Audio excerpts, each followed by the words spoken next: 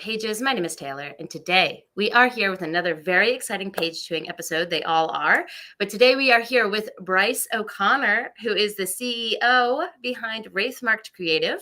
If you've been living under a rock and haven't heard about them, I would like to let Bryce do a little self-introduction and let us know who he is, what he does in the book space. Maybe tell us a little bit about Wraithmarked. You hyped me up so much there. I don't know if I can accurately follow that up. I'm just telling the truth. That's all. Maybe the truth is we display it online. The back end is that's a whole different question. Hi guys, my name is Bryce O'Connor. I am the CEO of Wraithmarked Creative, as Taylor made mention of. If you don't know who we are, we specialize in doing deluxe editions on Kickstarter of a variety of different books. We do indie, we do trad, we do a mix of everything. So we've done everything from the Sword of Kaigen to Legends of Montes and a whole ton of mixed stuff. There's someone I know in the chat already. Here. I'm here. Yeah. We do not speak his name. He'll be here the whole time. Thank you to everyone who's already here. But yeah, I started as an author, and we'll go into all that. But one of I think the strong points that we have at Wraithmarked is that we've got a ton of creators on board. I'm only one of them, and so it lets us kind of approach the angle from an angle that the authors like as much as we do, hopefully. So yeah. So kind of author-focused publishing is kind of the angle that you're coming from. Yes, that was our initiation, and to be completely honest, like we're pretty aggressively transparent at Wraithmarked. We have found ourselves moving away from that too much recently, so we're getting more and more big trad projects. We are lucky enough to, we worked with V.E. Schwabler this year. We've worked with Ari Salvatore, with Travis, and as those projects came along, by the way, I'm just diving in. So if you want to redirect me, please. This is what we're here for. Dive. Great. But as those projects came along, and we owe Travis so much because he was the first trad author to take a risk on us. I was lucky enough to know him personally, and I was like, "Hey, you want to do something stupid?" And he was like, "Sounds like a great idea." But that opened some doors that have let us bring on more and more projects that, we're announcing some of them soon. We have some of them kind of hinted at.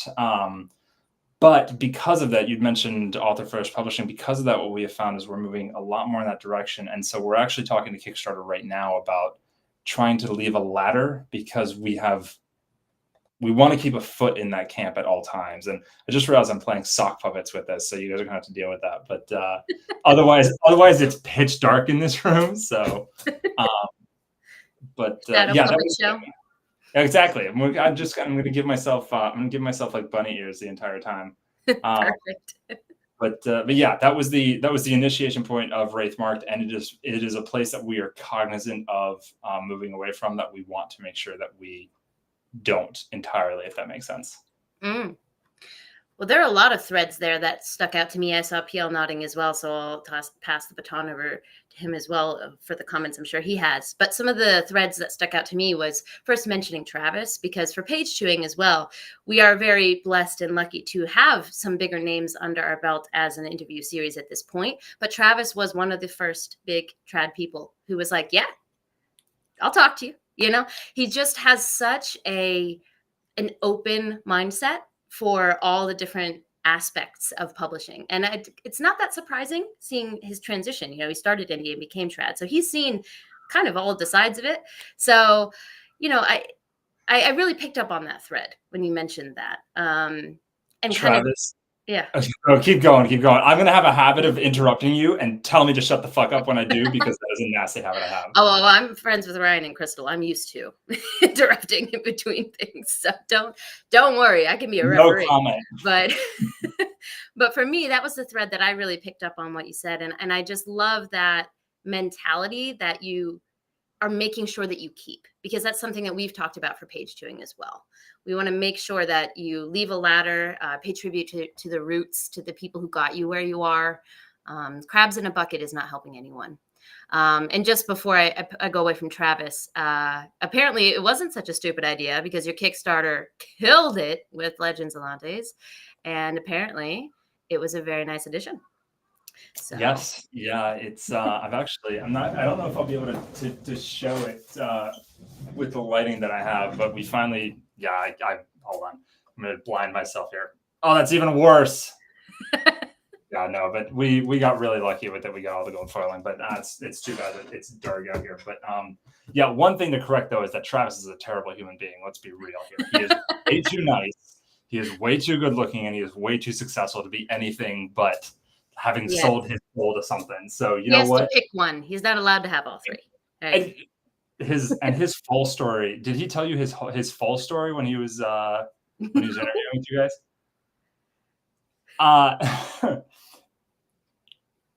Travis decided to become one of the world's most successful audiobook narrators after being an incredibly successful video game creator. So we did touch on that, but we didn't go into it. Yeah. yeah, he created the Torchlight series, which is a huge yeah. Anyways, we don't have to talk about Travis the entire time. I could talk about Travis all night because he is one of my favorite people in publishing. So Yeah. Well, it makes sense why you chose L&L, right? For one of your first Kickstarters then at that point. Yeah. I mean, it was hot. It hadn't had a true custom deluxe edition yet at the time, but you know, we were lucky enough. My team is, you know, I'm on here talking about how I run Wraithmarked Creative, but the reality is that all I do is run the show. My team does all of the work, and we've been really, really fortunate to have some really cool stuff and some really pretty stuff, which made it a little bit easier to go to someone like Travis and be like, hey, we make pretty things. Can we make something for you? So yeah. Yeah. Well, that's something that I noticed a lot at Worldcon, I'm sure, which will come up a couple times because that was where the two of us finally met. We'd kind of been orbiting each other for a while. So sorry. But I lost my train of thought. Oh, right. That's one of the realizations that I had at Worldcon was just how much the behind the scenes people, you know, people that are not figureheads, what they do. I mean, the Broken Binding is the example that always pops into my head. Oh yeah. That team is incredible. So, but I did promise PL I would hand it off to him. Was there anything from that previous thread, if you still remember, PL, you were nodding along, anything that? Oh my gosh, so much. Where do I start? But maybe I'll start with this, that, you know, Bryce, one thing that fascinates me is that when I look at organizations like yours, it seems like, especially because you've just blown up and you've gone in so many different directions, I think it seems like part of the challenge is actually handling the success. Is that as you take on all these huge trad projects, you know, hiring staff, finding, you know, all the resources to actually do the thing, that seems to be one of the biggest challenges. So how are you coping with that? No, that's a killer question because as I'm sure you know, it is very possible to grow yourself into failure. Like it is very possible to expand so quickly that you just completely end up like falling apart. We toe that line a little too much. I'll admit it, and it's all my fault. I have a line that I enter the chat, our team chat with too often that says, I have an idea. And literally, if I enter with that line, I'll have 7 people answering being like, oh no. So the way that I do it, first of all, is what I just said, is I have an incredible team of people that first of all can handle way more than they should have to handle, mainly having to wrangle me and then also try to deal with my ideas. But I also trust them to give really valuable feedback, which means that it's not just me on this ship. I'm technically leading it, and I say technically because everyone really has a voice on the team. And if there's enough kind of pushback or pull away, either because it's a good idea that we need to shelve, or it's a terrible idea, or we just don't have the time, I trust my team to kind of do that, which has mitigated our entire risk of going that direction too far. And I say that still having towed the line. The other aspect to do it, and this is going to sound really kind of silly and dumb, but working with the best people that we can in the industry makes it a lot easier. So working with the people that we want to work with and working with the people that we trust and know and have like really good reputations, just like Felix Ortiz as an example. Felix is an incredibly easy artist to work with. And so when you develop that cadre of people that you trust, Felix, Daniel Cameron, Justin Gerard, who did all this work, when you have, and those are just the artists, like there's also the designers, there's also the YouTubers we work with, there's Orion over at Kickstarter. When you develop that cadre of people and you make sure to grow it in a way that it is the people that you trust, you can take on a lot more and you can do stuff a lot more efficiently because you first of all trust those people to say, fuck no, we can't do this either right now or at all. Or when they say, yes, we can do this, you can trust that that's going to be executed. Not always in the most timely manner, but it'll get fucking done. And also have a cash base if you can, which is so privileged to say because we're a successful company that has managed to do that. But having a pillow will... Anyways, now we're getting into business advice, which is not something we have to. Well, we can get there if you'd like, but but I do think that allows you to take more risks, right? Which I think flows so beautifully into a couple comments that we have on the right, and also a question that I had for you as well, which is Mahir saying, not this one, that was the wrong one, this one. Please ask Bryce about his special eye for artists. And then also John saying here, when I first started getting into indie fantasy in 2019, Bryce's books were some of the biggest standouts because of the amazing covers.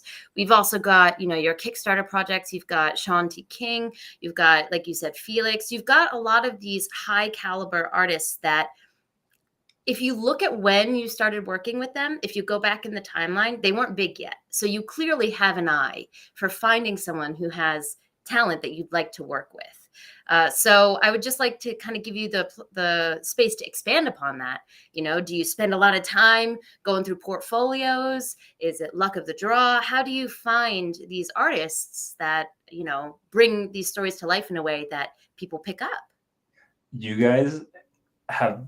Your questions are too good because you have hit on the worst possible question to answer me. Because if you ask almost any other question, I can usually give like, here's this process or here's this thought and here's this direction that we do things.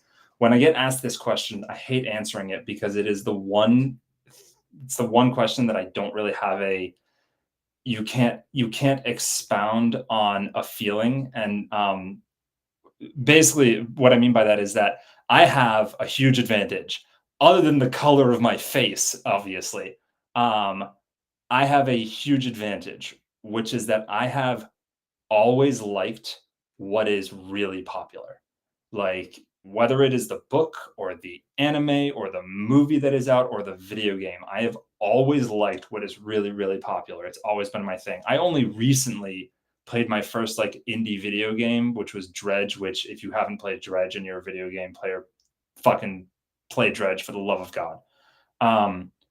But like everything else, like I got into anime with Naruto and I got into fantasy with Redwall and a certain other 7-book series that we don't expound on.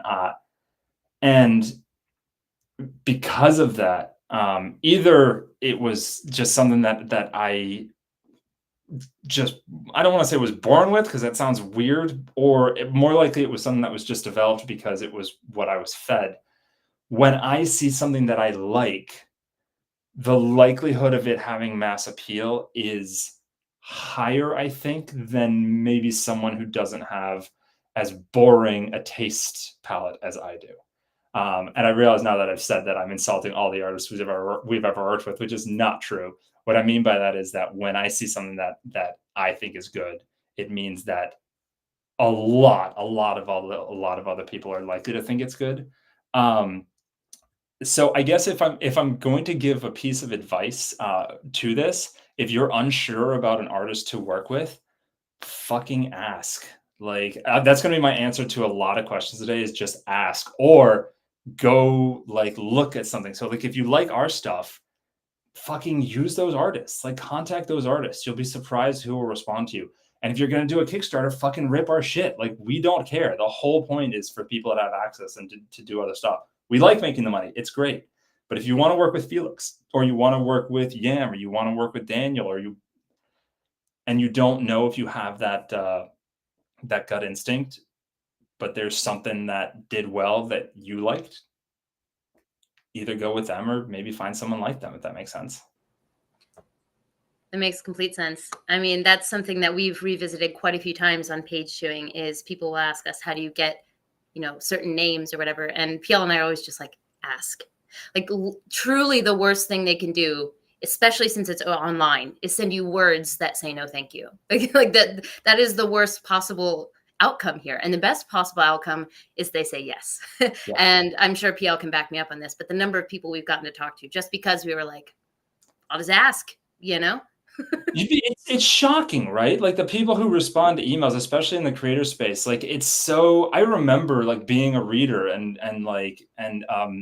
Kristen Britton as the Green Rider series, and I was a teenager in college, and I was like, hey, well, it turns out she graduated from my college, which was a little helpful, but I just emailed her and I was like, this feels weird, but would you like to come to visit the college? And she was like, sure.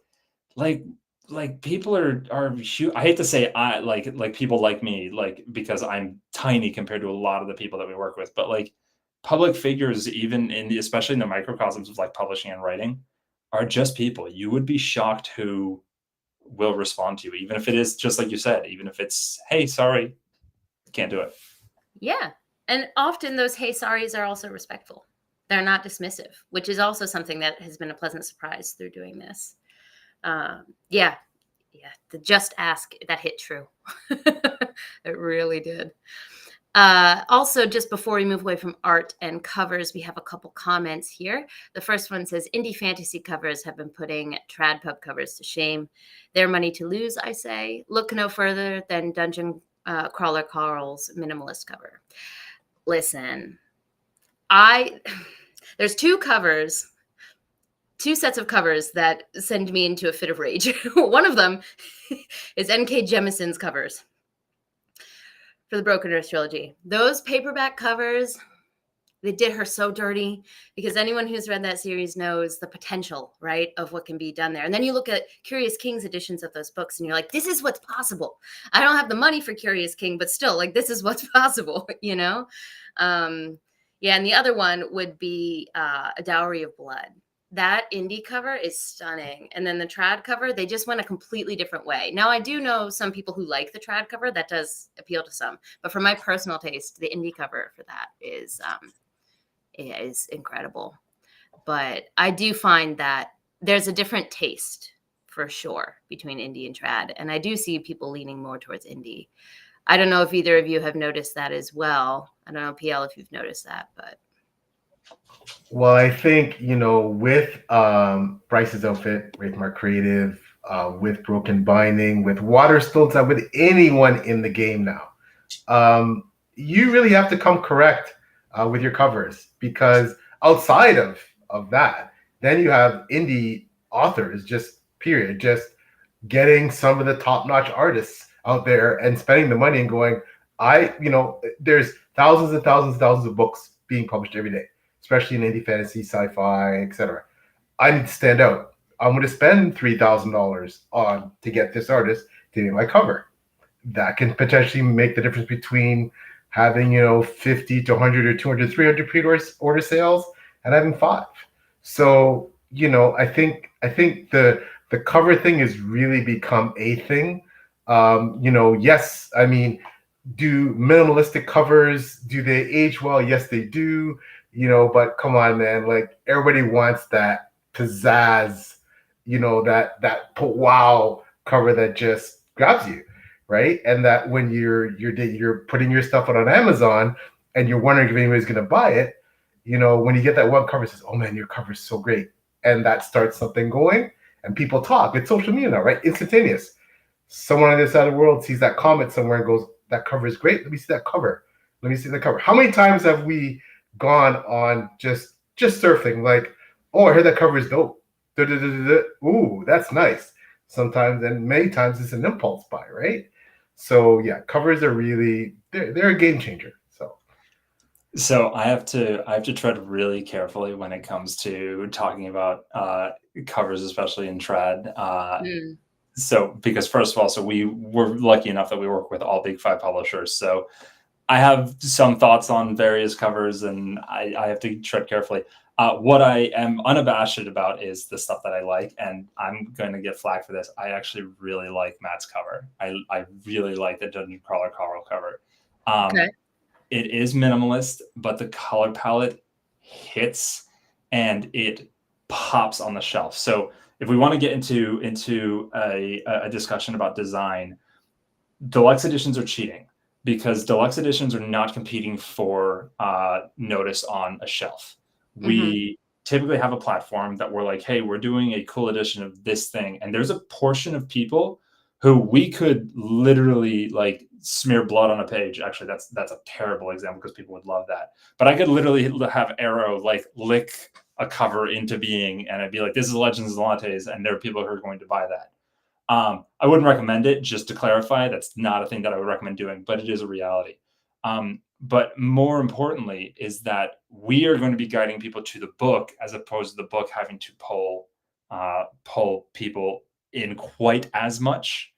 Um, Setting those aside, therefore, when you're talking about covers of indie versus trad, you're talking about two different mediums that you have to design a cover for. This is something that I think a lot of indie authors don't realize, is that indie authors design their covers based on what they see on the shelf at Barnes & Noble, which is a really good instinct because that's where you see, sorry, I should say it's a really logical instinct because that's where you see the books that you like and you see the books that you pick up.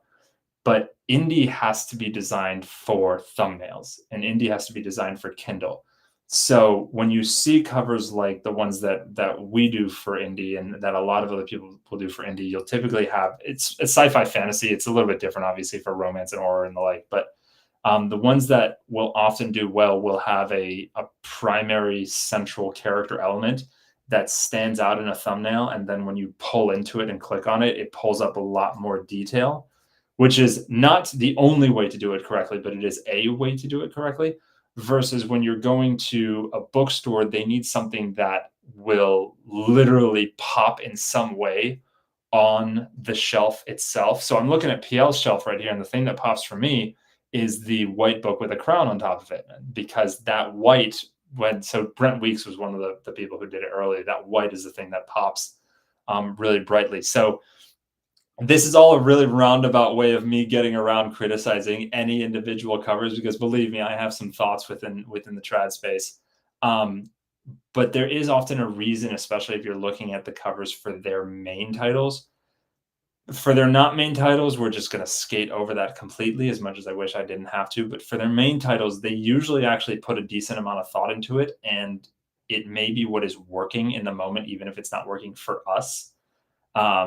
Like, again, the Dungeon Crawler Carl title, like I saw it and I was like, oh, I actually want this. I really like this. So everyone's got different tastes. I could be wrong. I've been wrong before. Well, that's why I said, specifically with the Dowry of Blood, I know people who do prefer that cover. It is more minimalistic. And a good point that I think you made is the idea of cohesiveness. That's something that maybe a smaller indie publisher or an individual publisher doesn't have to think about, cohesive look across a company or a publishing branch. So I can definitely see some of the points that come across. I think another good point that you said was the fact that it's SFF. So like we like swords and flashy things and details and world building, right? So let me see the details in the background. Maybe someone who isn't into SFF might not feel that way. So it's good to have that perspective, to think about it that way. But I do think that because we're so entrenched in the indie space, all of us, that we do have, we're used to seeing a caliber that we like to expect. Outside. Especially recently, yeah. When I first entered, which was almost 10 years ago, it was not quite the same, and it's been really cool to see it kind of develop over time. Well, Daniel also said here, I like Blood Over Brighthaven's cover, so that's one at least. Another one too is the Foundry Side. If we're going to stay positive, the Foundry Side series, kind of similar to Blood Over Brighthaven. Stunning. Love those covers. The Blood Over Brighthaven stuff. So So we were talking about Broken Binding earlier. I have been very fortunate to see some of the art that they have coming for their edition, which they're beating us to market to, by the way, because if we were going to do an edition, not saying that we are, but if we were, they would get theirs out earlier. And how dare what Patrick done looks, and obviously the artist that he worked with, who I'm totally blanking right now, but oh my God, that edition is, I'm going to own that edition before we get to put our own edition out. Well, that's kind of, rising tides lift all boats, right? Yeah. Very much so. Yeah. Did you want to say something, PL? I think I cut you off there. I didn't mean to. No problem. I did want to ask Bryce about a bit about how he got into this whole thing. I know obviously you're an author, but when I ask you this, I also want to kind of qualify the question with, you clearly got in because you're an author, love for writing, love for books, and now this has gone, maybe in the direction you predicted, but maybe not. But has that, I don't want to say compromised, but has that somewhat thwarted your ability to write your own stuff and put your own stuff out? And do you feel that that's something missing? Or is that something that, just logical progression, love where it's going, and if I don't write as much, that's okay? Like, how do you feel about that? So you guys, these are fucking excellent fucking questions. This is a complicated answer. Because the answer is that yes, it has affected my ability to write. I am so incredibly fortunate to have a really understanding and really forgiving audience. My Patreon has a rule. So if you're looking at serialized fiction on Patreon, you'll typically have people putting out 2 to 3 chapters a week. My Patreon, I tell them, hey guys, I'm going to get a chapter out usually every 1 to 2 weeks. It may be even longer. We've had 3-week waits for different chapters. And that is because most of them know that I am not a full-time writer. I did a very weird transition of being a full-time physical therapist to a full-time writer to a part-time writer again with a full-time job. And so it has negatively impacted my ability to write. But you asked if I think that's a bad thing, which is a really interesting follow-up question to that, because my answer is no. You will be shocked to find out after this entire conversation, I have a pretty nasty case of ADHD.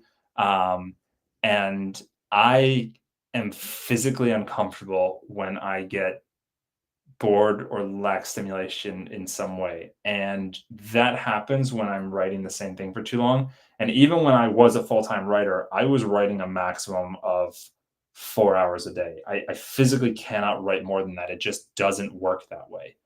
And I didn't like that. That's going to sound incredibly privileged because full-time writers, the 4 hours a day, anybody would love to work 4 hours a day. And I'm totally aware of that. But with Wraithmarked, I have a very regimented schedule. I posted it on Reddit a while ago, but basically with some flexibility from 5:15 to like 7 p.m. at night, I am booked to the quarter hour almost. And that has done wonders for my productivity. I'm still slow as fucking like ice melting, but when it comes to my consistency, it's been really, really good. And when it comes to my mental health and my enjoyment of what I'm writing, it's been really, really good. I think my roughs are worse than they were when I was just focusing on writing, but I'm enjoying writing more. And the clean books, once I get through editing and once I get to put everything together, it just takes a little bit longer. But so that's a great fucking question because it's definitely impacted me. But I don't think it's impacted me in a bad way, but that's also my personal opinion. My subreddit may have a very different answer. Well, I think that makes sense to me. I don't have ADHD, but I do have the personality where if I haven't planned or scheduled something, I feel like I need to fill that space. It's something I'm working on, okay? But it is how I function. So I really resonate with the idea of feeling fulfilled when you have a full day, right? And even though a good example for this might be I recently had a baby just over a year ago, and I was a stay-at-home mom for a year. Yay, miracle of life. But I was a stay-at-home mom for a year, which is work, just unpaid work. But because it wasn't scheduled, for me, I struggled to feel like I did something that day. And so I feel like even though motherhood and writing are very different, that make your own schedule aspect of it, and then having to make yourself feel like I definitely did something today. I resonate with that. So I think that, your answer really connected with me there. Page chewing has done that for me as well. When you have deadlines and you're working with people, you can't procrastinate. It takes that option off the table. So I feel that. My dog was the first initiation of that, was having to get out and do walks. But also, this is a totally random tangent, but I have to get it out of my head. Did you ever see the breakdown of the value of a stay-at-home parent, Taylor? No, and you should look into it, because it's incredible, because they it's an entire breakdown of like, here's the value of like babysitting, here's the value of a private grocery shopper, here's the value of a private cook, and it's like $220,000 a year if you were to hire all of those, and it puts things into perspective real quick.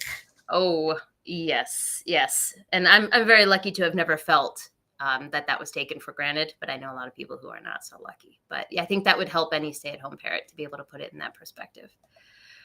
Before we move away from your writing schedule and Patreon and things like that, I would like to say I did delve into your Patreon. You've got over 6,000 patrons, and it seems to be very busy, very engaged community, which we love that for you. But this is connected to that, which says, how fun is it to watch users on Patreon and Reddit speculate about your stories as you're writing them? And does this speculation ever get implemented? And the reason that I really wanted to bring this up is we have talked before, PL and I, he's also an author, as you know, but he's talked about the fun part is people speculating on his book and thinking about maybe all the red herrings, but he's already done with the book. We're reading it after. So it must be a really interesting, intriguing process to do that along the way. It very much is. I really, really like it.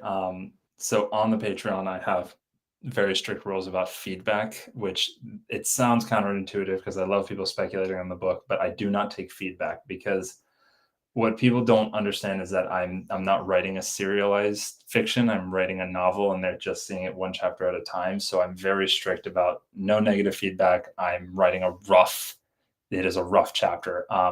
So there's this kind of balance within my community that they have come to terms with that in a pretty good way. And I absolutely love the speculation.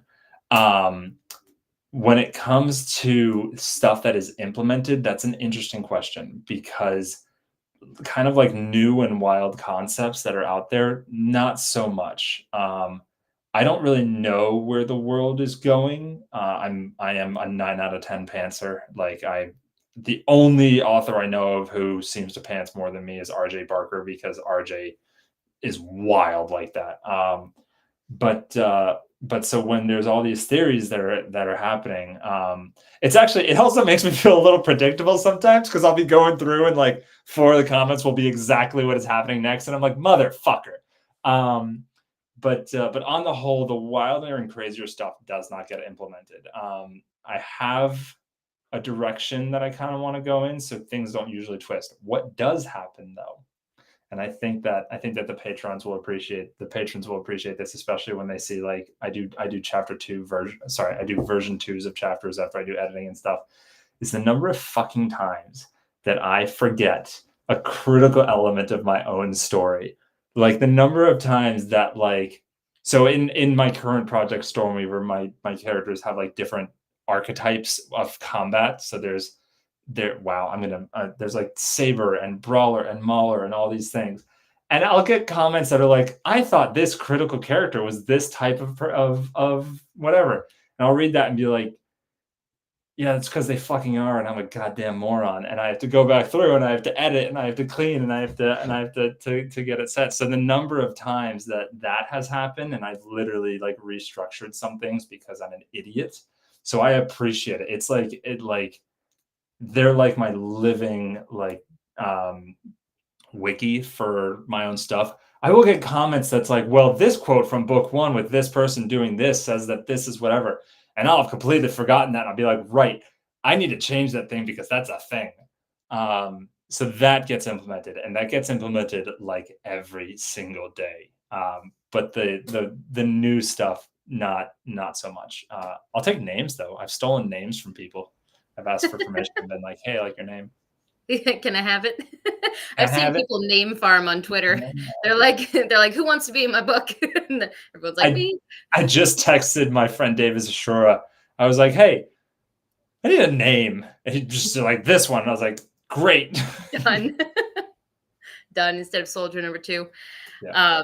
But I'm interested to hear PL's thoughts on this, because I feel like, I mean, when you say you're a 9 out of 10 pantser, PL is the opposite. I don't want to speak for him, but I do know the man well enough to know that. And so I think it takes a different type of bravery. Oh, we lost Bryce. Yeah. We can't be friends. A different type of bravery to do that in real time. You have to have very thick skin, I think, to be able to take that feedback in real time. And we talked about before that you do have thick skin. But I'm curious, from PL's perspective, who's the exact opposite side of the spectrum, what's your reaction to Bryce's comments about real-time feedback like that? I think it's amazing. And as you know, it is a big world out there with a lot of different types of people, a lot of different types of writers, a lot of different types of reading tastes. And there is more than enough room for as many pantsers and as many plotters as there can be with all the thousands of books that are being published every single minute. So it's all good, man. It's more about what works for you. Right. My personality is very much, it's got to be planned out. And I am obsessive that way. I have an issue. That's my issue, that everything has to be planned out to the letter. I'm writing a 7-book series right now. And, it's very involved. So on every level, everything has to fit like a puzzle piece, because especially with the political intrigue and all those machinations, it's, like I said, it's so intricate. I can't take the chance that I don't have continuity with this plot that starts in book 1 and finishes in book 6, right? So, but that's me, but it's all about what works for you. And it's all about what your readership and what your audience likes. The people who read my books, they want that level of, but that's not necessary in other books, right? So it's all good, man. There's room for all of us, right? I literally just the other day, by the way, I'm not muting myself between, but can you guys hear me echo back at all? Yeah. Or is it okay? No, not at all. No, Just our habit. I literally just like 2 or 3 days ago just put a post up on my subreddit about this exact thought, where I was like, if you are a pantser and you like pantsing, don't let someone tell you don't do that. But I was like, everybody should try plotting. Like, I think that plotting is probably the better way of doing things. I lose track of things all the time. We literally just spent 5 minutes of me rambling about how I forget my characters' names and stuff. I once killed a character and wrote like 4 chapters with them alive again until someone caught it, and I had to rewrite the whole book. So I totally get that, and the dangers of plotting or the dangers of pantsing, because I wish I could be a plotter. But yeah, no. That's just a big thing about the publishing space, is like, there is no right way to publish and to find success. There's a lot of wrong ways, and even then there's exceptions. But there is no like right way. And if I ever started a YouTube channel, the first video I ever want to do, and I might do this, is I want to do a video that's like how to guarantee success on Kindle and unlimited. And then like just pull down a sign, and it's just number 1 is like, there is no way to do that, and basically tear apart everybody who does like, there's this way to do, this is how you should do that. Fuck that shit. Yeah, no, I completely agree that it's what works for you, and that takes exploration. And you should try everything. But yeah, do you? Well, I think there's a difference between like best practice, or what you think might be best practice depending on the person's situation, versus just saying this is the only way to do it. Right. So again, just might be a weird connection, but go with me here. Makeup also has no rules, but there are best practices. Right. So you should probably put your foundation on before you put your blush on. Otherwise, it's going to hide your blush, right? So there are best practices to doing artistry, but no one's going to tell you that you absolutely cannot do that, right? Or no one should tell you that. I'm really glad that you use the term artistry there, because of late, my Instagram reels are full of makeup artists, because there's one artist, I don't even know what her name is, but she does the most intricate, ridiculous stuff, and she does like the work through. And I was at least in my adulthood, I've never been someone who's like, makeup is for whatever. But like, what people can do with like that medium is absolutely incredible. Like, it's nuts. Yeah, it really is. It's so inspiring. It's a shame that they have to wash that off, essentially. Like, I don't blame them for taking 50,000 reels, because it is such a liminal thing. You know, you can't keep that for posterity because it's on your face. But yeah, people have such talent. They really do. Yeah. Artistry. That's it's one of the beauties of it, actually, I think. But anyways, we're talking about makeup tutorials now. But speaking of art, Jeff Brown is here. Hi, Jeff. Jeff is one of the incredibly talented artists that at some point Wraithmarked is definitely going to be doing something with. Yes, I love his cityscapes, the scale. Oh, fantastic. For anyone who's watching the Dragon Award this year. Sorry, I keep interrupting you, but shout out to Jeff. No, it's cool. I think we're saying the same thing, yeah. which is that he's done a lot of the recent Broken Binding. You know, he did the Dragon Bone chair for those covers. So for those of you who don't know, Jeff's famous. So famous. Jeff says hello again. I feel bad. The last time I saw Jeff was at DragonCon. He was having dinner, and me and Jackson Dicker just sit next to him for like 30 seconds in silence, and then we're like, "Bye, Jeff," and we leave. The thing is, he's so stoic. He could handle that. A lot of people could. We'll take it.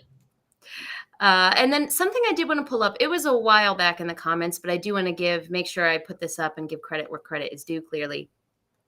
Which is, I'm so appreciative of embracing diversity by utilizing audiobooks. I think this is when we were talking about Wraithmarked specifically.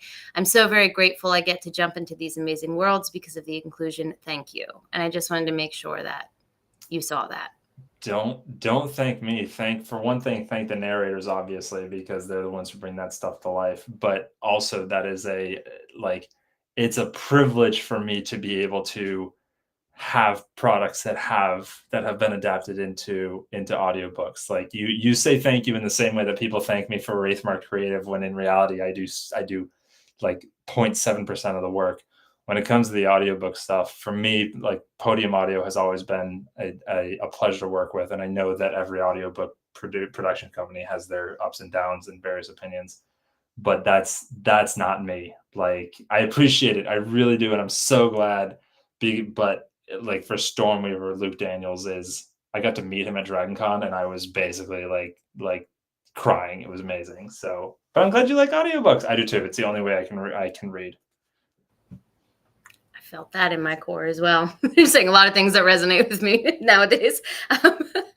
But I did want to go back a little bit in time and talk a little bit more about the Kickstarters. So Wraithmarked, correct me if I'm wrong, of course, but my understanding is that Wraithmarked has, I think it's 13 authors that you work with regularly and publish those books. At least that's the list I saw on the website. And then you also have the Kickstarter aspect of what you do.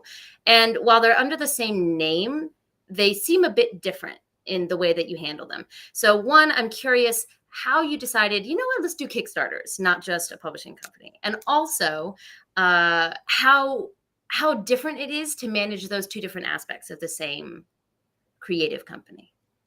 You guys are seriously asking me all of the really tough questions that I should have better answers for. So that website is actually the reason that I was talking about earlier, feeling like of late, Wraithmarked has become aware that we are moving away from our base, which is indie authors, and the original idea of like giving a voice to indie authors. Like I said, we're taking steps right now that we can't really announce, but we're trying to do some things to make sure that doesn't happen in its entirety. And that website is a good example, because that website has not been updated in several years.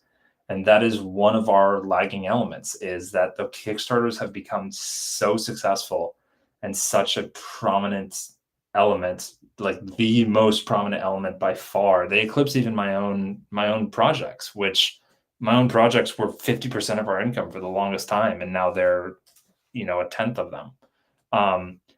But it's exactly that comparison that is why we have been aware for probably just as long as other people have been kind of ruminating about it, of the fact that that we have kind of moved away from that traditional publishing space. We moved away for other reasons initially too. Our technique for publishing books, basically there was a massive change to Amazon that completely changed how we could successfully publish books. And around the same time,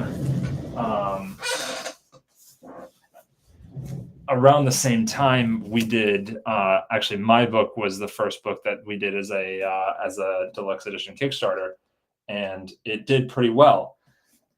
And we saw that, and we were kind of like, huh, if we can do that for Bryce's stuff, can we do it for other people's stuff?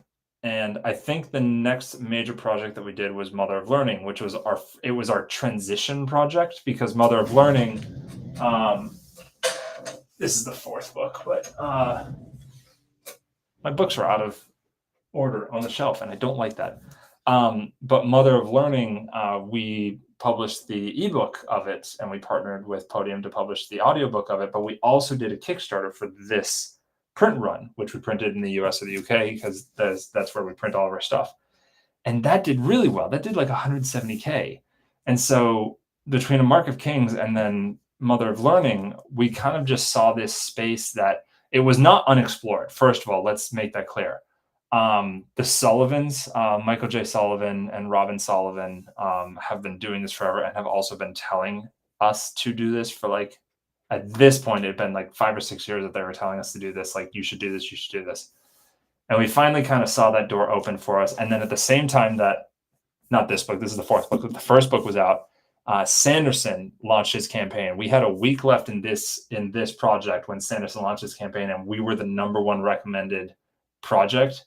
And I literally just tweeted the other day, there was someone who was complaining about Sanderson doing Kickstarters, and I was like, fuck off. Like, it's for so many reasons, fuck off. But I showed a graph of like where we were when Sanderson launched and then where we were after Sanderson launched. So there's just a lot of things kind of lined up. And from there, I can't remember what our roster looked like exactly, but we got to do a number of really cool projects. Oh, actually ML Wong's The Sword of Kaigen wasn't too long after that. And that was where the doors went boom. Oh my God. I mean, if you combine a book of that popularity with the quality that you produce, come on now. Yeah, God. And that's almost unfair. That's almost unfair. Yeah. And Felix's incredible art there, and I'm rambling. Did I answer the question at all? You did. Yeah. You did. Yeah. The difference between the two avenues of Wraithmarked. Yes. Yeah. Also, Jeff said, ask him fun questions like, Bryce, why are you so cute? So I had to put that up there. I was cute before I lost my hair. Like I used to, I did all right in college, and then, this chat is very informative on covers and the like. Always enjoy them. Thank you for being here. Yeah. I mean, that's why we wanted to get Bryce on. Swivel, swivel, I guess referring to you moving around in your chair. You're lucky I'm not like bouncing. We also have here to support PL Stuart. Hey, Jackson, what's up, Jackson? Thanks, brother. Great guy. Tell Jackson the only reason I'm allowing him to stay in this chat is because he's supporting PL. Otherwise, he can get banned. He can leave. Yes. Tell him to leave. Goodbye, Jackson. Ooh, you got kicked out of the chat by someone who's not the host. Yeah. I'm gonna find a way. I'm hacking. I'm taking over just to kick Jackson Dickert out of the chat. The effort that would take. So, I mean, we will probably swing back to talking a little bit more about publishing and the book space as well. And I do want to get to reading. God forbid we all talk about reading the things that we produce and enjoy. But before that, I did want to ask two more personal based questions, just because looking at your bio, right? You have mentioned both of these briefly, but looking at your author bio, you mentioned one, Redwall, and 2, that you have a doctorate in physical therapy. So I have questions about both of those. The first one, Redwall, also Redwall girly. Okay. I lived and died by those books. Okay. I even did a whole project in 6th grade where I was a little cartographer and I made a map of it and presented it to the class. Okay. So the artistic skills weren't there. So I learned in that moment, but I did my best. So I'm curious, for as someone who's also a fellow Redwall lover, do you have a favorite memory, impression, character, kind of experience with that series that has stayed with you to today? I am never going to have an interview like this ever again. It's like you guys did like decades of research on me. That's the best compliment I think I've ever received. I can die happy now. You're gonna understand why after I answer this question. Redwall is the beginning, and even if you hadn't asked me if I had a favorite memory, I would have told you about. So my entire family is French, like French off the boat French. And so my grandmother lives in France in a house, or she did. She recently, she's older now, so she recently moved out. But she lived in a house that was like 400 years old.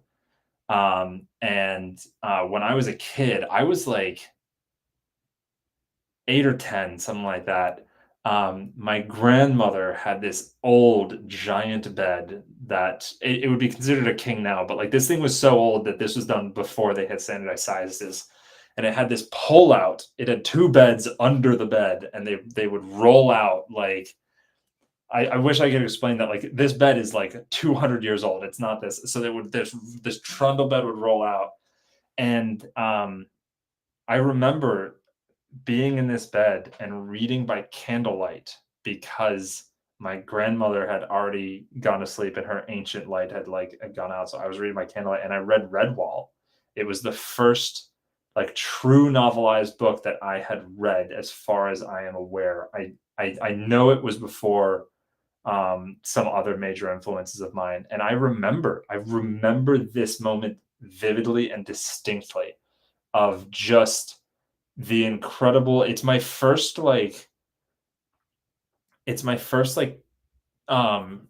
tangible feeling of joy and awe in relation to reading. And so Redwall is incredibly important to me. And then the Tagarong is just like came way later, and it was just so good. And so I'm not going to vent for another 5 minutes on Redwall, but yeah, Redwall is huge. I haven't read the audiobooks yet, though. I need to. I haven't done the audios either. Back when I first started YouTube, like when I had like... You started YouTube? Wow. Good job. I am a billionaire, in case you are not aware. I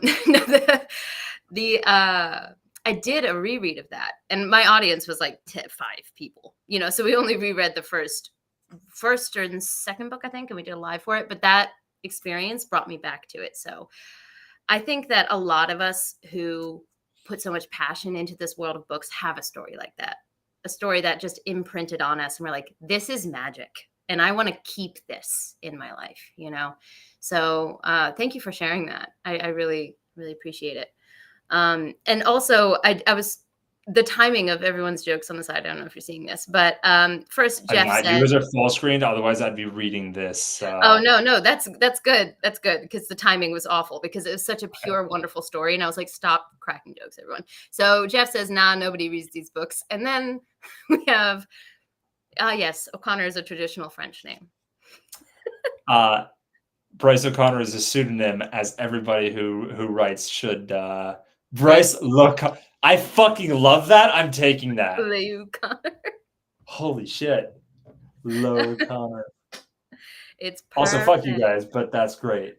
O'Connor. Jeff knows a little bit of French if he's pulling that one out. Wait a second. Hold on. We got a hypocrite in the chat. Back up. Well, he's fluent in Spanish, right? So this is probably, it's not too... Is it? Wait, did I not know that Jeff is fluent in Spanish? He can correct me if I'm wrong, but I'm pretty sure he is. So while we're talking about Redwall, Daniel said, I must once again plug The Builders by Daniel Polanski. And I wanted to pull this up because I have talked about Redwall quite a few times.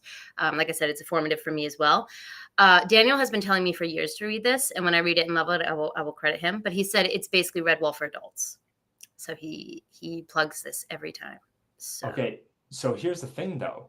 Mm. Do I want to read Redwall for adults? Like, that sounds great, but a big element of joy and of Redwall is there's nothing. I just read Percy Jackson for the first time like 2 years ago. Like there's an element of joy and heartwarmingness when it comes to stuff that is designed to be accessible to younger readers and younger adults, that like sometimes I don't want Redwall for adults, I just want Redwall. Middle grade has its own charm and beauty. I find that I sit in adult. I have nothing against YA, but when my reading, what's the word I'm looking for? Where I live right now is either adult or middle grade, because I want the whimsy of middle grade, or I want the more grittiness of adults. So like Amari and the Night Brothers, which I'm blocking right now. Amari and Night Brothers, one of the best middle grades I've ever read. It's like Men in Black for kids. It's fantastic. So you're gonna have to send me that after we're done with this interview. I'll check done. it out. Consider it done. And then there was, now that we're actually talking about these books that we read, there's a question here. By the way, do you guys have any audiobook recommendations? I just finished, or I've hit a book slump. Redwall is added to my list. Audiobooks. I mean, it depends on what you like, obviously. I think all of us are going to say that. But if you want something quick and fun and you're not feeling something heavy, I love going back to a thriller audiobook. Like if you'll go outside of SFF, thrillers translate so well to audio. So if you just want something quick to get you in the reading mood again, I would recommend picking up a thriller that interests you.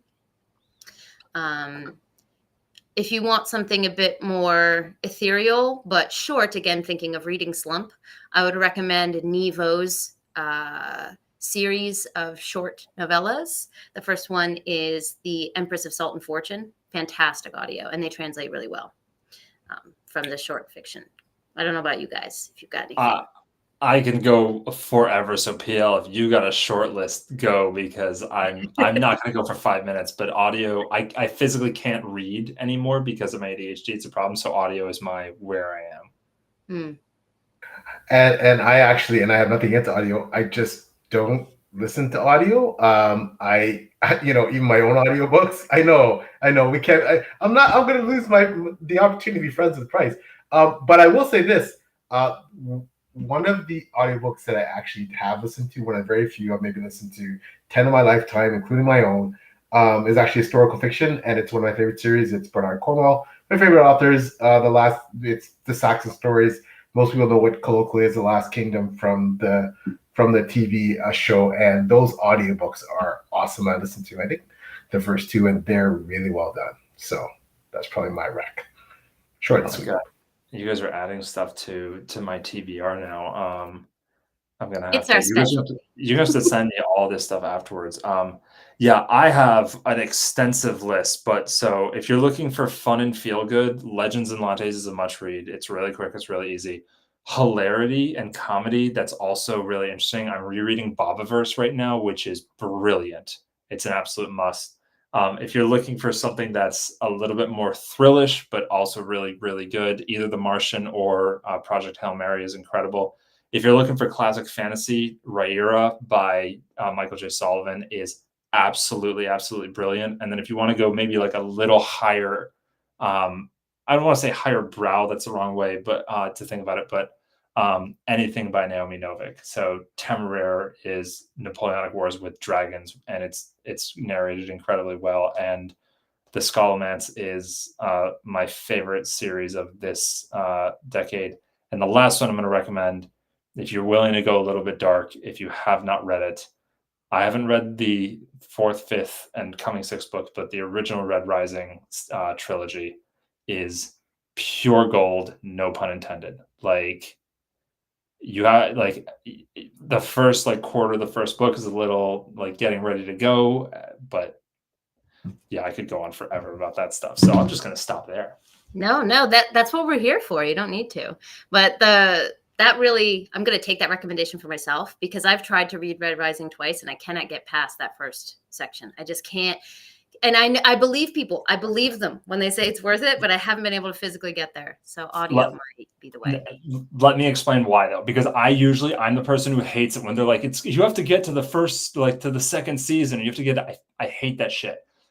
But Red Rising is the exception because that first section is the test and security parts before the rocket launch. It's slower, it's dull, but once you hit the actual rocket launch, you understand why it was there and why it was absolutely necessary. And then once the book starts going, you're like, hold on to your goddamn socks. Like, it took me 3 tries as well, and then I did the audio and I got through that part. And okay, well, I will take that on board when I'm looking for an audio next, because like I've been living by audio recently, so I'll take that as a personal rec. There was something. Here we go. Recommend something easy like Malazan Book of the Fallen. It'll be done in a year or so. I wouldn't touch that with audio for the first time through with a 10-foot pole. That's got to be physical for me. have you read One Piece? Just go there. Perfect. Just do it audio. It translates real well. Oh yeah, I'm sure. I don't know if there's an easy way to read Malazan. Like, I think I'm 4 or 5 books in. I don't think there's an easy medium with which you could consume that book.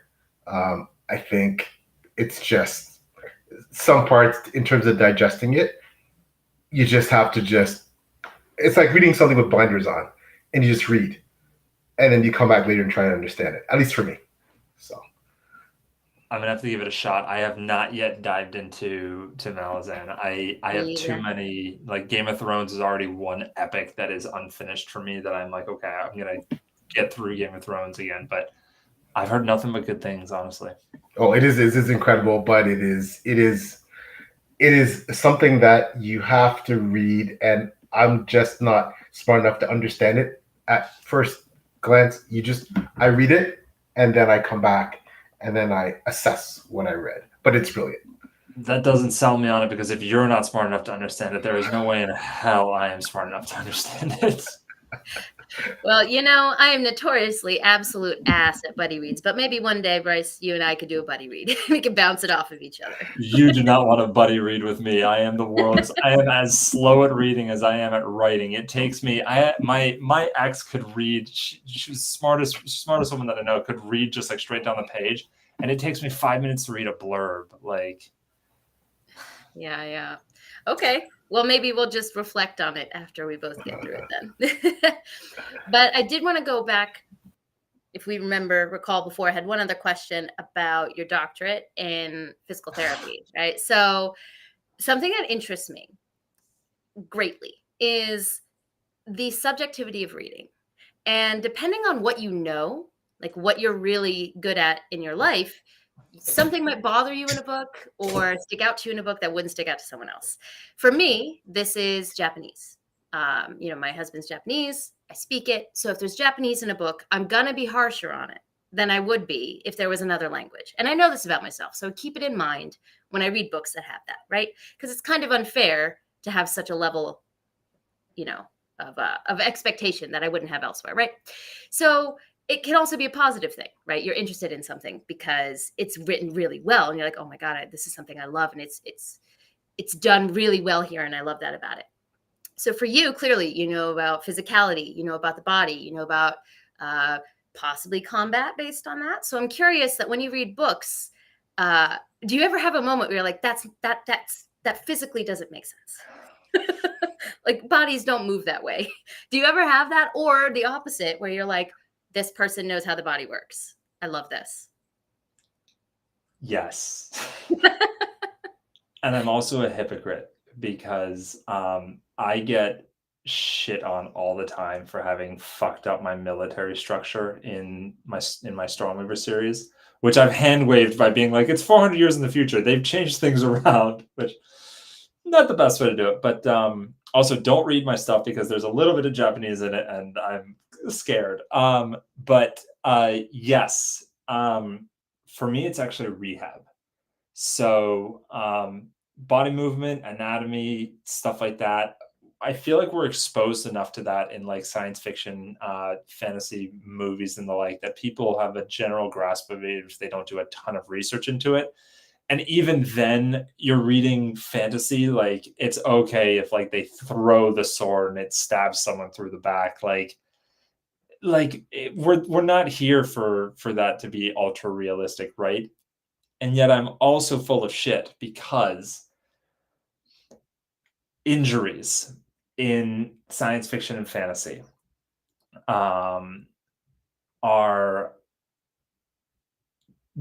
difficult for me to vibe with because I know too much about anatomy and I know too much about the inner workings of the body. So like my favorite is when people take a shot to the shoulder.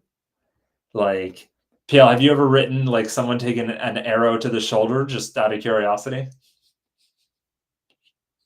I my thing about battles is that, and I'm no expert. I mean, my degree's in medieval literature, minor history, and I do my best to craft as realistic as possible ancient battles.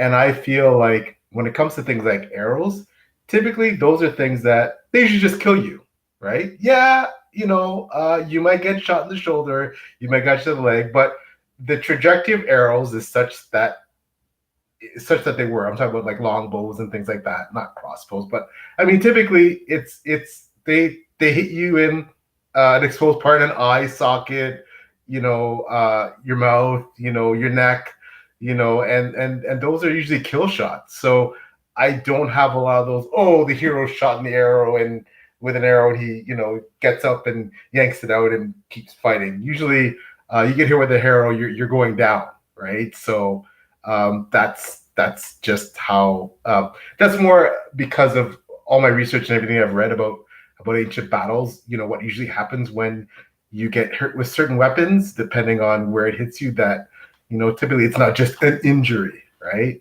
You typically don't keep on fighting. So because that causes major trauma. I'm no doctor, I don't have your background, but typically those things really mess you up and they stop you. So this is super interesting though, because you're an extra layer above me of just like unbelievability, because so you're talking about just broadly the injury that I'm even talking about is something that is less likely to happen than I was even aware of. So that's great to know. I'm going to take that into account. For me, the specifics of the injury, like someone gets stabbed or shot in the shoulder, or like people also like to do like injuries here. So right here is not only is the upper lobe of the lung, so you've punctured a lung, but there's also your subclavian artery, and there's a ton of other stuff. There's also a brachial plexus of nerves.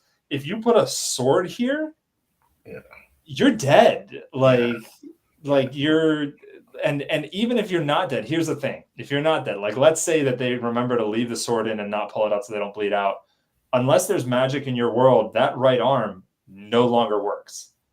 You've severed a ton of the brachial plexus, a little bit higher, but like there's just, so I'll look at these injuries and I'll look at these, and it's the reason why I like to write super like cyber ninjas that work in simulated combat, monsters, because monsters you could be like, yeah, whatever, he's a monster, or magic. Like there's got to be magic, because otherwise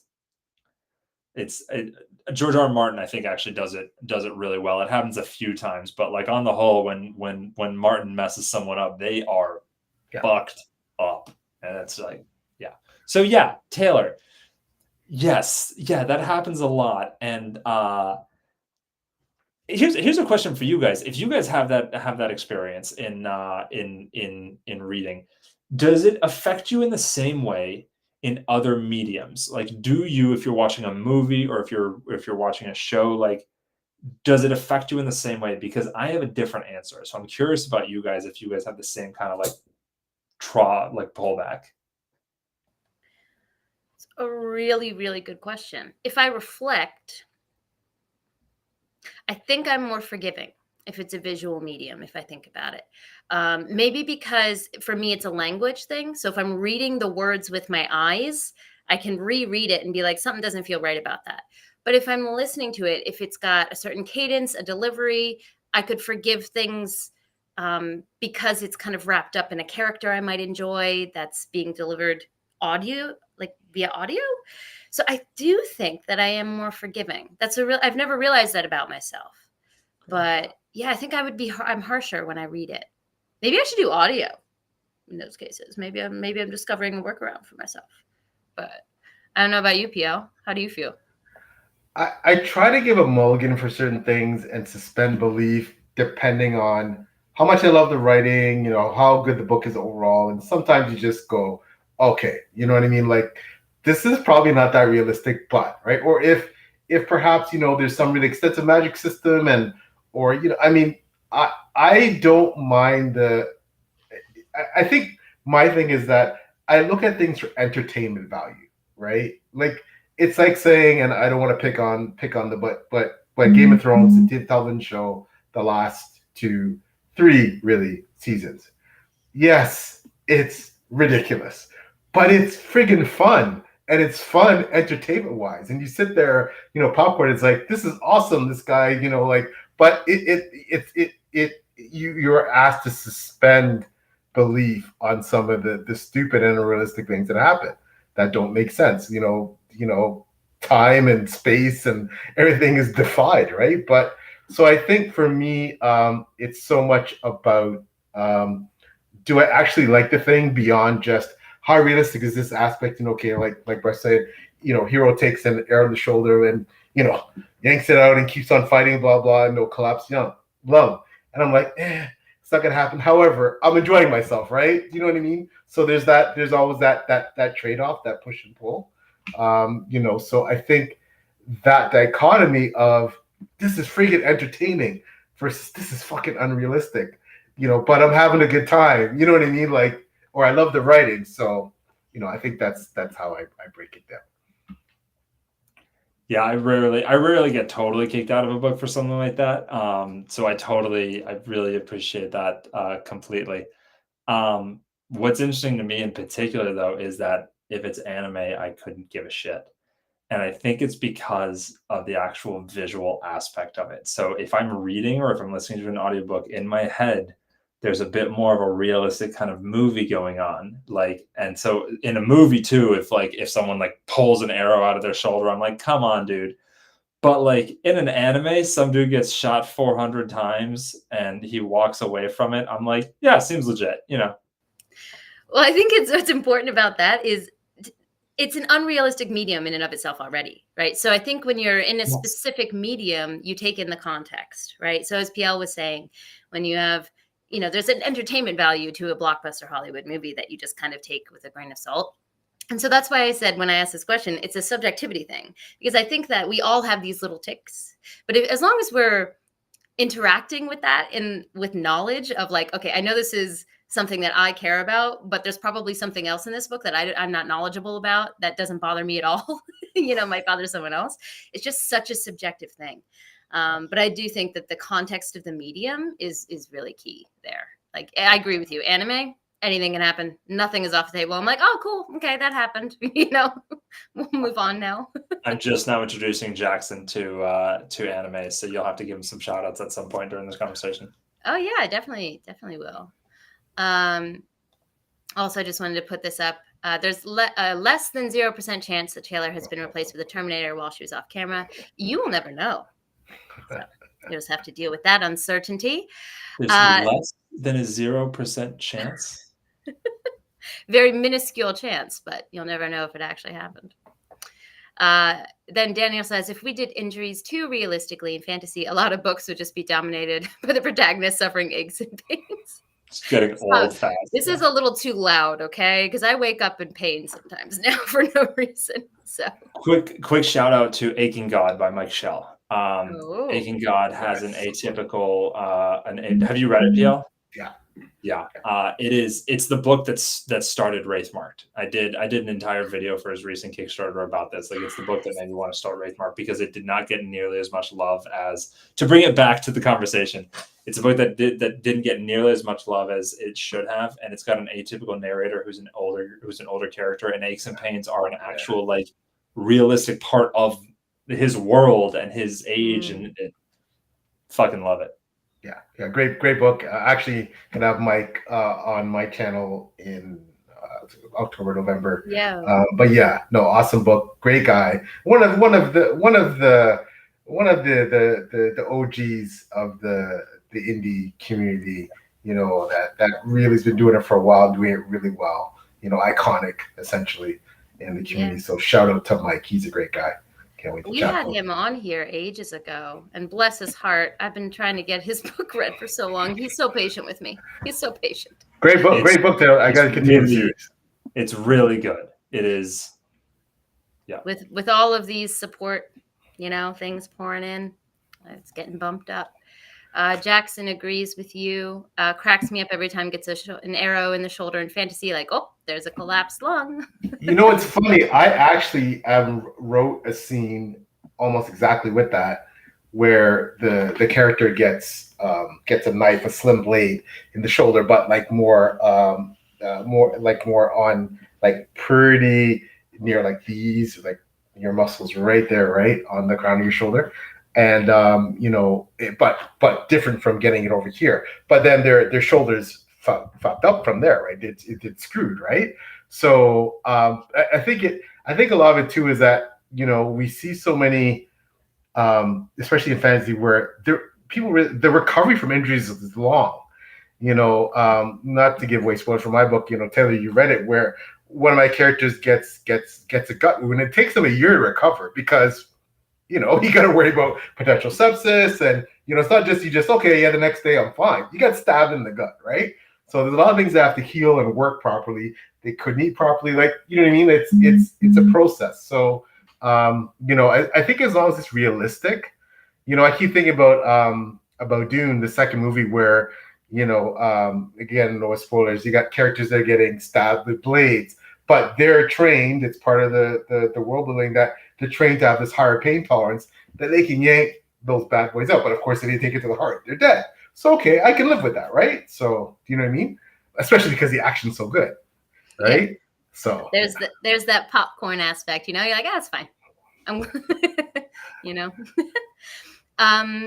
don't want to take too much more of your time, Bryce. I know that you are an early riser, Mr. Grind the Grind CEO, but I do have, there's a comment in here with a question, and then I had one more I would really like to finish with you. But Bo is here. Hi, Bo. Thanks for coming. But he had a question specifically for you, which is, do you prefer floppy paperback or floppy hardcover? Floppy hardcover. That's what I saw this question. I was hoping you wouldn't ask because I don't know what Bo is talking about. I assume Bo means just hardcover. But does he, or is there? All right, Bo, we need a clarification, Bo. Second clarification there. Also, Jackson said Sean is in here. And Sean says, Bryce, you forgot to let me out of the basement again. So if you want people in your audience, Bryce, you have to let them out so they can log in. So if you don't know who Sean is our designer. Sean is the reason that Wraithmarked exists. He is the reason why all of our stuff looks as good as it does, other than the artist. He's also the one who half the time has to be like, no, that's a terrible idea. let's do it my way. He's right. Sorry. You need that pushback, right? Not you specifically, but people. Tell him he's late, and then I was talking about that earlier. Tell him I listened. I will support that, Sean. He was mentioning that his team is who keeps him in line. So, but while we hopefully get a little bit of clarification from Bo about the question, mine is I like to ask readers who come on here.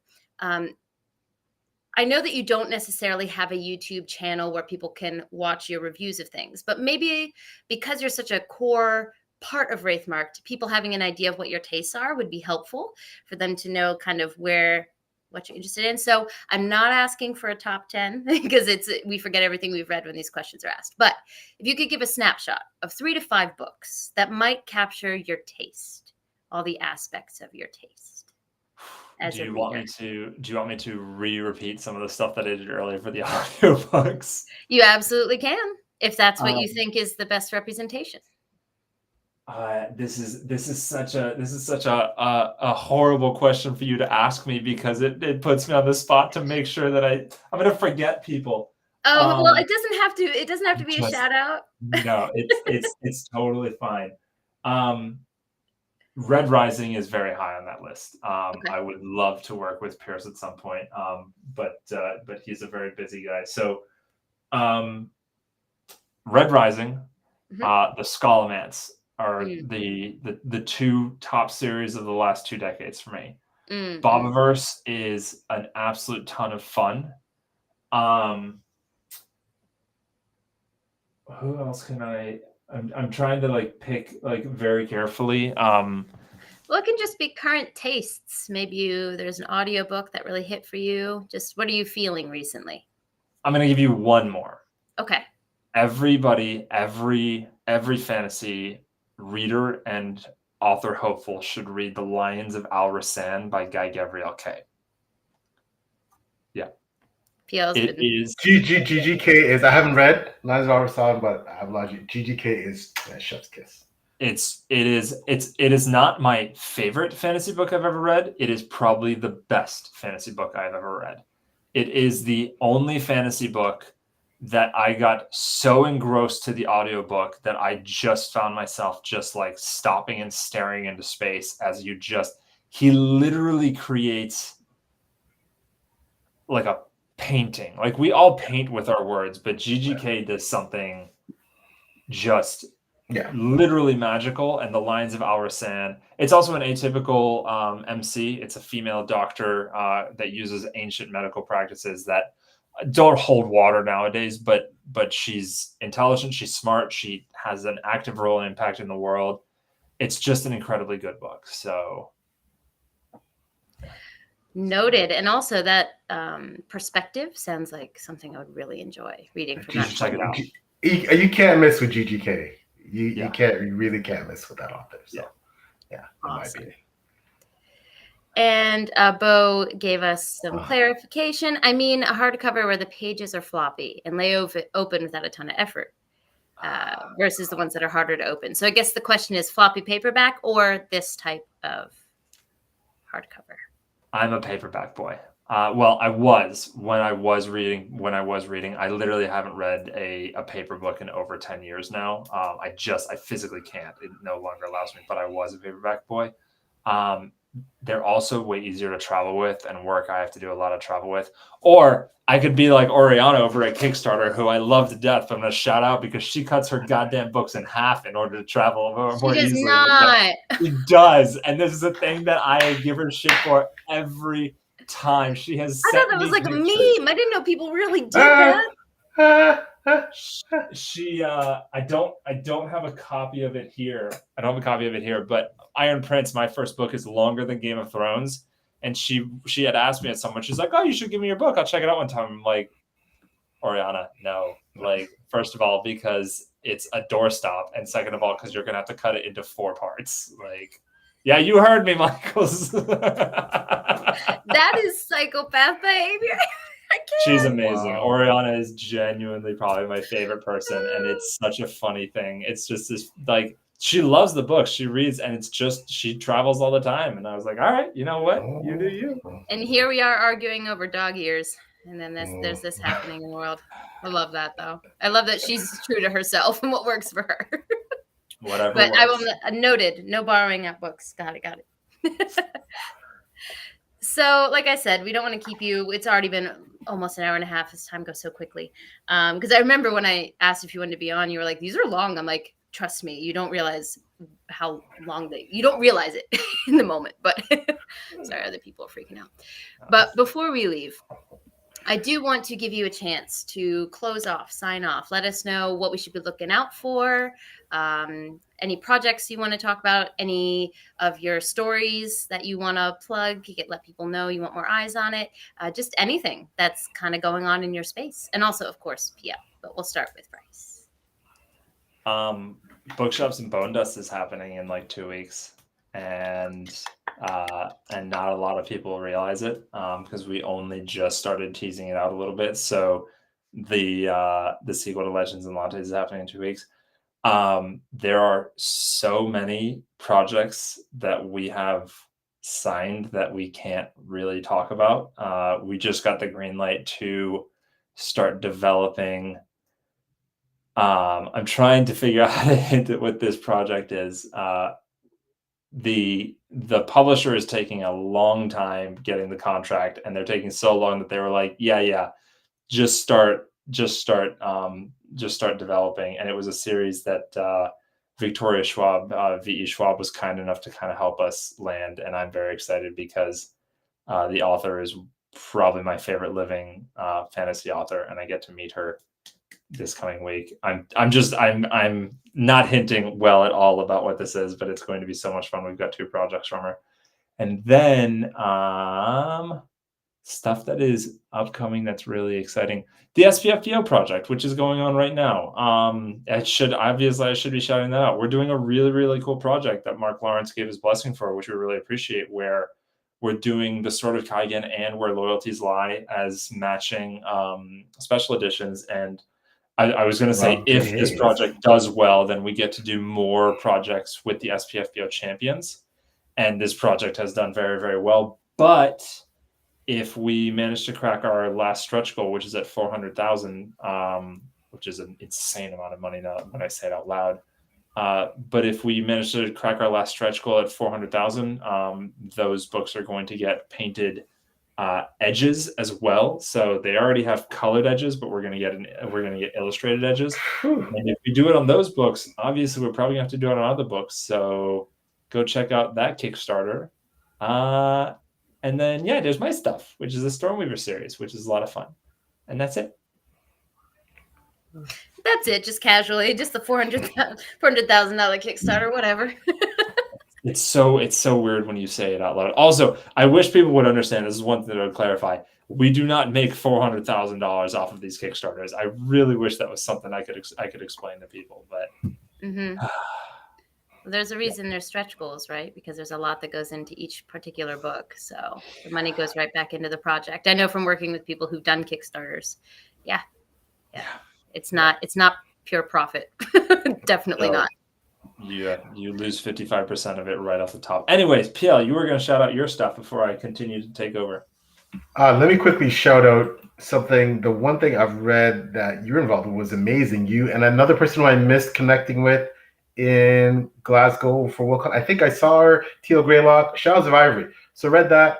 Awesome book. Loved it. SPFPO finalist. Congrats, Bryce, you and Teal on that. I'm sorry I missed her as well. I think I saw her at one point in Glasgow. But in any case, I have a review of that on Goodreads. Great book. So quickly, Drown Kingdom Saga, 4 books out, 5th book coming out of Pack of Wolves in the spring of 2025. The books are www.plstore.com. Most time you can find me beside my wonderful co-hosts that way, Taylor, on her channel or mine, doing page tuning. My own channel, 6 Elemental Interviews, where I also interview great creatives in the space, and Twitter at PLStuartWright, same for Instagram and Facebook. So that is me. Okay, so if you are here for Bryce, welcome. My name is Taylor. This is my channel, Made Between the Pages. I do book reviews. I do vlogs about my life in Japan as well. There's a Worldcon vlog coming out, and Bryce is in it. PL was supposed to be in it, but he was in slow-mo. So my sincerest apologies, PL, because it was a really good segment. But that vlog has been a journey. So that will be coming out soon. I'm also a SPFPO judge. I'm an assistant editor over at Before We Go blog as well. I'm kind of all over the community at the moment. But thank you so much for joining us for Page Chewing. This series is my heart. So we love doing this. And I'm just so thankful that Bryce gave us his time, that he was willing to come on. You do so much in the community, Bryce, and it's wonderful to be able to hear your perspective on things. My team does so much for the community. I am a pretty bald figurehead is all I am. Well, the team behind you, which maybe we can get your team on here to talk to them, because they deserve to be talked to as well if they'd like to. I'd love that. Yeah, we would love that as well. And Jeff also says, awesome interview. Thanks for being here, Jeff. Thanks everyone for being here, truly, because the chat is what makes this what it is. So we're just so thankful that you come and join us live. But you can look for the updated Page Chewing schedule. We release it every month. We've got some big episodes in October, so look out for that schedule on Twitter. It'll be shared on both of our channels. But